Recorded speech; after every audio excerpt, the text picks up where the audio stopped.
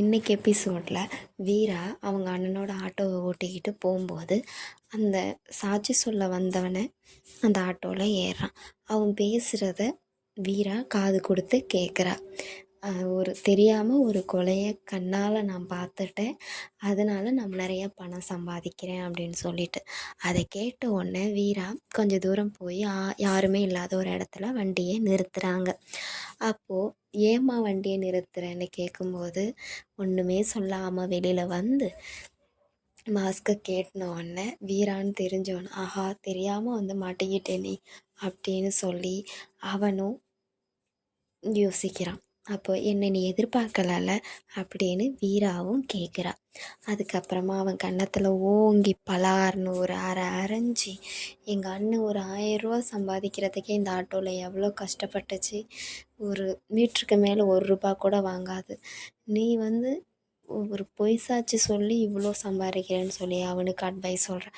இதை செய்ய சொன்னது யார் அப்படின்னு எனக்கு தெரியணும் அப்படின்னு சொல்லும்போது அவன் ஐயோ உண்மையை சொன்னால் நம்ம தேவையில்லாமல் மாட்டிப்போமே அப்படின்னு சொல்லிட்டு, உங்கள் குடும்பத்தில் இருக்கிறவங்க தான் இதை செய்ய சொன்னாங்க அப்படின்னு சொல்லிட்டு, யாரும் இல்லை உங்கள் அக்கா தான் செய்ய சொன்னாங்க அப்படின்னு கண்மணியை மாட்டி விட்டுறான் ராகவனை சொல்லிவிடாமல்.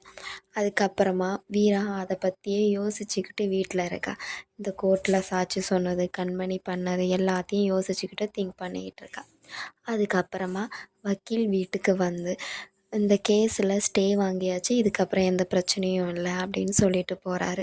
கண்மணியை எல்லாரும் பாராட்டுறாங்க, கண்மணி தான் ஸ்டே வாங்கினது அப்படின்னு சொல்லிட்டு. ஆனால் அந்த ஸ்டேவை கண்மணி வாங்கலை, கண்மணி வீரா தான் வாங்கியிருப்பா.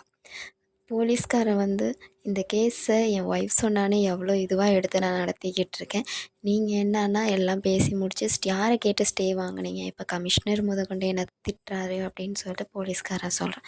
கண்மணி, இந்த ஸ்டே நான் வாங்கலை, இதை யார் வாங்கினாலும் எனக்கு தெரியாது அப்படின்னு சொல்லிட்டு வீட்டில் வந்து யோசிச்சுட்ருக்கும் போது தான் வீரா, நான் தான் வாங்கினேன், உன்னால் என்ன பண்ண முடியுமோ நீ பண்ணு அப்படின்னு வீராவும் சொல்கிறா. நான் உன் அக்காடி, என்ன நீ ஜெயிச்சிட முடியுமோன்னு நீ நினைக்கிறியா, உன்னை பார்த்து நான் வளர்ந்தேன், நீ என்ன யோசிப்பேன்னு எனக்கு தெரியும், அதனால் உன்னால் ஜெயிக்க முடியாது, என் புருஷனை நீ ஜெயிலில் போடணுன்னு என்னென்ன வேலை பண்ணியோ நீ பண்ணு, அவரை காப்பாற்றுறதுக்கு நான் என்ன பண்ணமோ அதை நான் பண்ணுவேன் அப்படின்னு வீரா சொல்கிறேன்.